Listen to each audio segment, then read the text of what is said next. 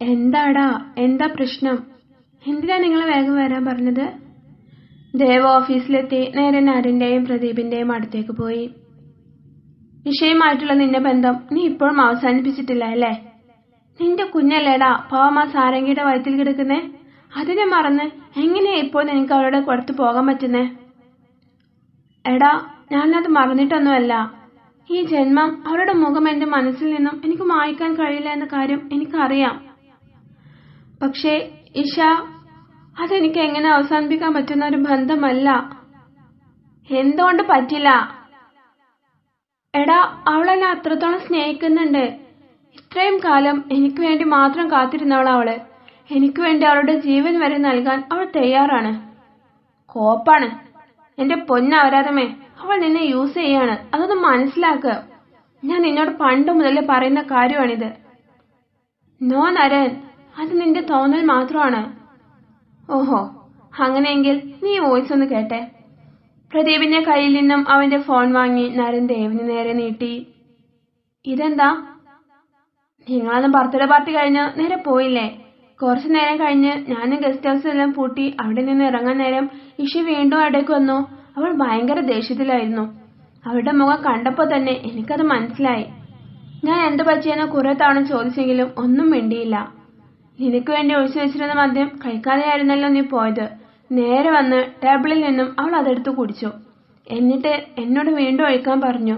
ഞാൻ വേണ്ട വേണ്ട എന്ന് കുറെ പ്രാവശ്യം പറഞ്ഞതാ, പക്ഷെ എന്നെ കൊണ്ട് നിർബന്ധിപ്പിച്ച് ഒഴിപ്പിച്ചു. അതുകൊണ്ടെന്താ, അവളുടെ വായിൽ നിന്നും കുറെ സത്യങ്ങൾ വീണല്ലോ. മദ്യം കഴിച്ച അവൾ പറയുന്ന കാര്യങ്ങളെല്ലാം കേട്ടപ്പോ അത് റെക്കോർഡ് ചെയ്ത് നിന്നെ കേൾപ്പിക്കണമെന്ന് തോന്നി.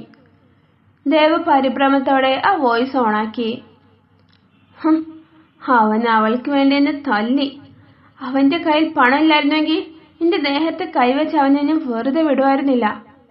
എങ്ങനെയെങ്കിലും പ്രേമിച്ച് വിവാഹം കഴിച്ച് കുറച്ചു നാൾ അവന്റെ കൂടെ താമസിച്ച് പിന്നെ എന്തെങ്കിലുമൊക്കെ കാരണങ്ങൾ ഉണ്ടാക്കി ഡിവോഴ്സ് വാങ്ങി അവന്റെ സ്വത്തുക്കൾ സ്വന്തമാക്കാന്ന് കരുതിയപ്പോ എനിക്ക് കുട്ടികളുണ്ടാവില്ല അത്രേ. കുട്ടികളുടെ തന്നെ അവന് കെട്ടിച്ചു കൊടുക്കാൻ അവന്റെ വീട്ടുകാർക്ക് സമ്മതമല്ല അത്രേ.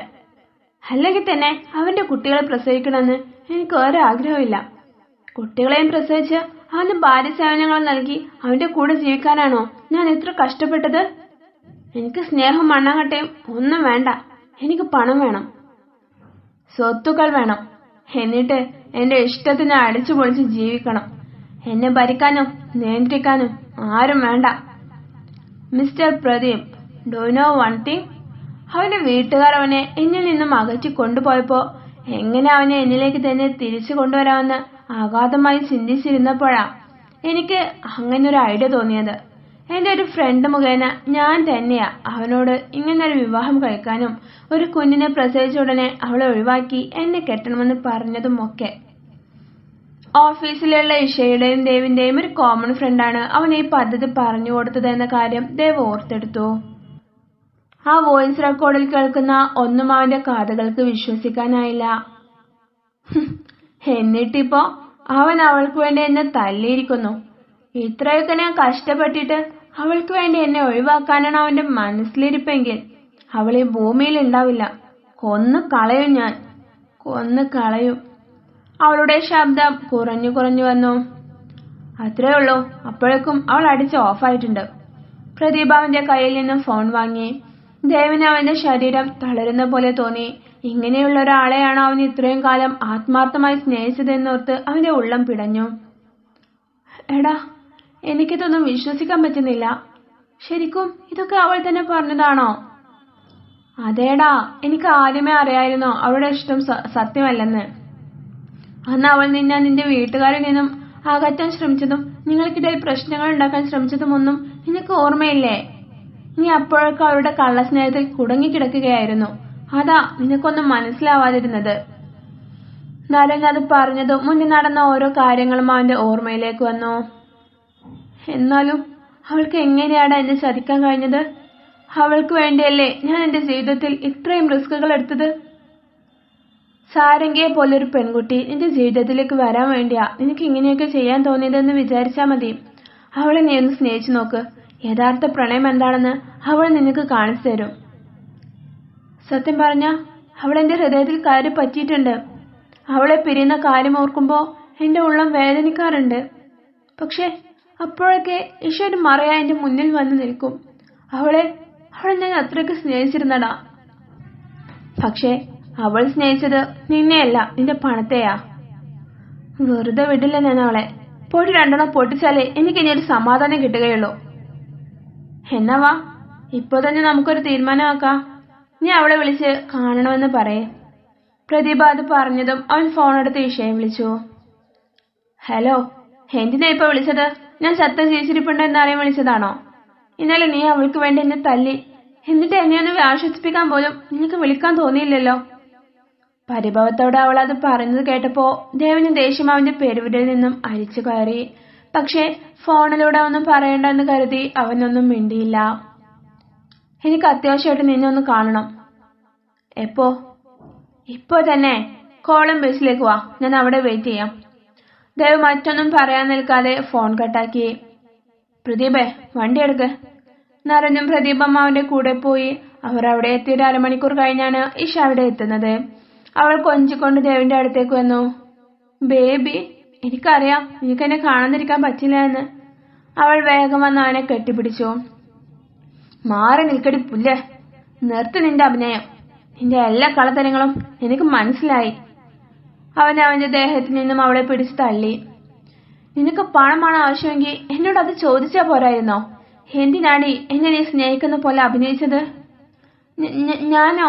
ഇതെന്തൊക്കെയാ പറഞ്ഞത്? നിന്നെ ആരോ എന്തോ പറഞ്ഞ് തെറ്റിദ്ധരിപ്പിച്ചിട്ടുണ്ട്. ഞാൻ നിന്നെ ആത്മാർത്ഥമായിട്ട് തന്നെയാ സ്നേഹിച്ചത്.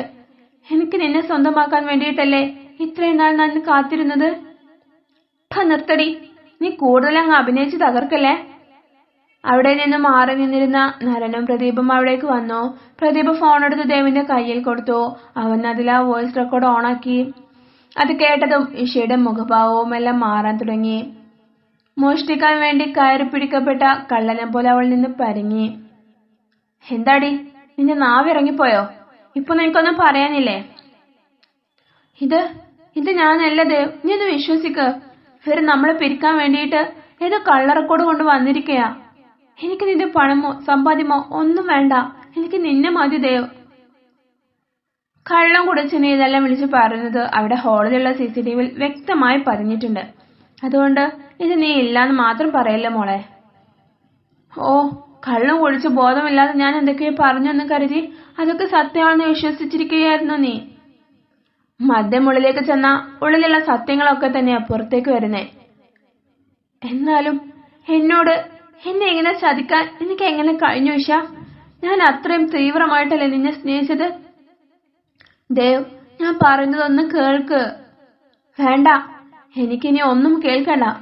സ്നേഹിച്ചിരുന്ന ആൾക്കാർ ഇനിയിപ്പോ എന്തൊക്കെ ചെയ്തെന്ന് പറഞ്ഞാലും നമ്മൾക്ക് അവരെ കൊന്നുകളയാനൊന്നും പറ്റില്ലല്ലോ. ഇനി എന്റെ 7 അകലത്തിൽ നിന്നെ കണ്ടുപോകരുത്. എന്റെ ഹൃദയത്തിൽ നിന്നും എന്റെ ജീവിതത്തിൽ നിന്നും ഇവിടെ വെച്ച് ഞാൻ നിന്നെ വലിച്ചെറിയുകയാ. ഇന്നത്തോടെ കഴിഞ്ഞു നമ്മൾ തമ്മിലുള്ള എല്ലാ ബന്ധങ്ങളും. ദാ, നമ്മുടെ പ്രണയ ജീവിതത്തിൽ നീ എനിക്ക് ആകെ സമ്മാനിച്ചത് ഈ ഒരു സമ്മാനം മാത്രമാണ്. അവൻ അവന്റെ കയ്യിൽ നിന്ന് വാച്ചൂരി അവളുടെ മുന്നിലേക്ക് വലിച്ചെറിഞ്ഞു. ഞാൻ നിനക്ക് നൽകിയ സമ്മാനങ്ങൾക്ക് ലക്ഷങ്ങൾ വിലയുണ്ട്. അന്ന് ഞാൻ അതിനെയൊന്നും പൈസയുടെ അവൾക്കൊണ്ട് കൊണ്ടല്ല അളന്നത്, സ്നേഹത്തിന്റെയാ. അതുകൊണ്ട് ഞാൻ അതൊന്നും തിരിച്ചു ചോദിക്കുന്നില്ല. അപ്പൊ ശരി, ഗുഡ് ബൈ ഫോർ എവർ. തുടരും.